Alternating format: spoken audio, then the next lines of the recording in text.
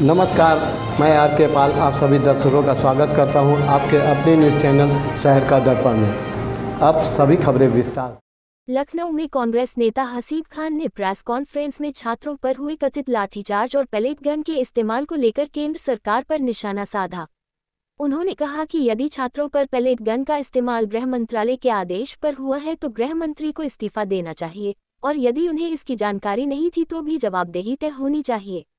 हसीब खान ने कहा कि कांग्रेस नेता राहुल गांधी छात्रों, किसानों और युवाओं के मुद्दों को लगातार उठा रहे हैं। उन्होंने आरोप लगाया कि शिक्षा व्यवस्था को कमजोर किया जा रहा है और युवाओं के भविष्य के साथ खिलवाड़ हो रहा है। साथ ही उन्होंने कहा कि कांग्रेस शिक्षा और छात्रों के हितों के लिए संघर्ष जारी रखेगी। आइए देखते हैं हमारे संवाददाता की एक रिपोर्ट। आज का जो प्रेस कॉन्फ्रेंस है, मेन मुद्दा ये है कि जिस तरह से छात्रों पे लाठीचार्ज किया गया और पैलेट गन का इस्तेमाल किया गया। कल हमारे नेता राहुल गांधी जी ने भी प्रेस कॉन्फ्रेंस करके गृह मंत्री का इस्तीफ़ा मांगा है और इसमें जिम्मेदारी तय होनी चाहिए कि पुलिस ने अगर पैलेट गन का इस्तेमाल किया छात्रों पे तो छात्र कोई आतंकवादी नहीं थे, तो उनके ऊपर ये किसके आदेश पे छात्रों के ऊपर जिस तरह से पैलेट गन का इस्तेमाल हुआ, ये किसके आदेश पे हुआ। अगर गृह मंत्री जी के आदेश पे हुआ है तो गृह मंत्री जी को इस्तीफ़ा देना चाहिए और देश से माफ़ी मांगनी चाहिए। और गृह मंत्री जी को अगर ये पता ही नहीं है कि किसके आदेश पे हुआ तो फिर एक सवाल खड़ा होता है कि फिर गृह मंत्रालय चला कौन रहा है। उसमें भी उनकी ही जिम्मेदारी बनती है कि अगर उनको जानकारी नहीं है तो भी उनको इस्तीफ़ा देना ही होगा। अब गृह मंत्री के इस्तीफे से नीचे कांग्रेस पार्टी कुछ मानने के लिए तैयार नहीं है। सबसे बड़ा कांग्रेस हमेशा से सड़कों पे उतर के ही, अगर कांग्रेस पार्टी राहुल गांधी जी प्रधानमंत्री आवास का घेराव ना करते तो ये धर्मेंद्र प्रधान का भी इस्तीफ़ा नहीं होता। जिस दिन राहुल गांधी जी ने प्रधानमंत्री आवास का घेराव किया और उसके 2 दिन के बाद में धर्मेंद्र प्रधान जी का इस्तीफ़ा हो जाता है, क्योंकि उनको पता है कि अगर इस्तीफ़ा नहीं लेंगे तो धर्मेंद्र प्रधान क्या प्रधानमंत्री को भी इस्तीफ़ा देना पड़ सकता है। तो ये अपने बचाव में धर्मेंद्र प्रधान का इस्तीफ़ा लिया गया और इन बच्चों के भविष्य के साथ में जो खिलवाड़ हुआ है, जो इनके साथ बर्बरता की गई है, इसका भी जवाब बीजेपी को देना पड़ेगा कि इसके पीछे कौन है, इस पे आदेश किसका था, पुलिस ने जो गोली चलाई वो किसके आदेश पे चलाई। अगर गृह मंत्री के आदेश पे गोली चली है तो गृह मंत्री को भी इस्तीफ़ा देना होगा।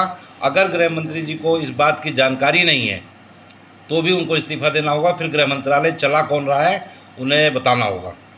राहुल गांधी जी हमेशा किसानों, छात्रों, शोषित पीड़ित के साथ खड़े हैं।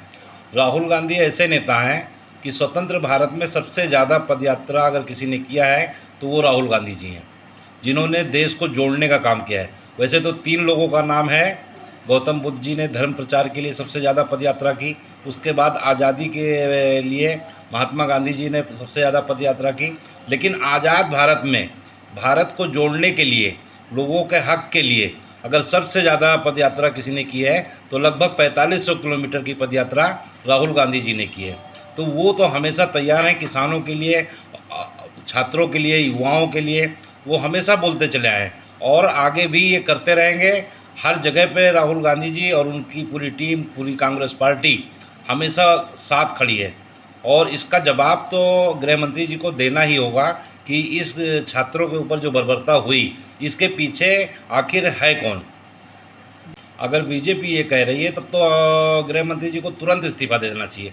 अगर बीजेपी का देश में सरकार है, बीजेपी की दिल्ली में भी सरकार है और उसके बाद भी कांग्रेस इतना बड़ा कांड कर देती है तो फिर इनका तो कंट्रोल ही नहीं है। फिर तो ये तो देश को चलाने के लायक ही नहीं है। अगर इनकी सरकार है, सेंट्रल में इनकी सरकार है, दिल्ली में इनकी सरकार है और कांग्रेस इतना बड़ा षड्यंत्र रच रही है तो फिर ये कर क्या रहे हैं? ये सरकार चला रहे हैं कि मजाक कर रहे हैं? सर आखिरी सवाल, जौहर यूनिवर्सिटी एक अलग एक मामला है। यूनिवर्सिटी है, बच्चों का भविष्य उसमें जुड़ा हुआ है, बच्चे अंधकार में जा रहे हैं, लोग बाहर बैठे हुए, बच्चे बाहर बैठे हैं। क्या इसको इस तरह से जो है तोड़ने की बात कही जा रही है? क्या इसमें जो है आप कांग्रेस का क्या स्टैंड है, क्या कहना चाहेंगे उस पर? कांग्रेस हमेशा शिक्षा को महत्व देने वाली पार्टी है, युवाओं के लिए हमेशा सोचने वाली पार्टी है। और बीजेपी के शासनकाल में 12 साल में लगभग 100 पेपर लीक हुए, कम से कम 22 बच्चों ने आत्महत्या कर ली। तो क्या धर्मेंद्र प्रधान जी के इस्तीफे से वो 22 बच्चों की क्या ज़िंदगी वापस हो जाएगी? नहीं होगी ना। तो ये चाहते हैं कि शिक्षा से लोगों का मोह भंग हो जाए, क्योंकि लोग जब शिक्षित होंगे तो सवाल करेंगे तो इनको जवाब देना पड़ेगा। तो ये चाहते हैं कि लोग शिक्षा ही ना प्राप्त कर सके, इसलिए कि हमसे कोई सवाल ना करे। ये हिंदू मुस्लिम की राजनीति करते रहें और इनसे कोई सवाल ना करे, इसलिए ये स्कूलों को बंद कर रहे हैं। कितने स्कूल बंद कर चुके हैं?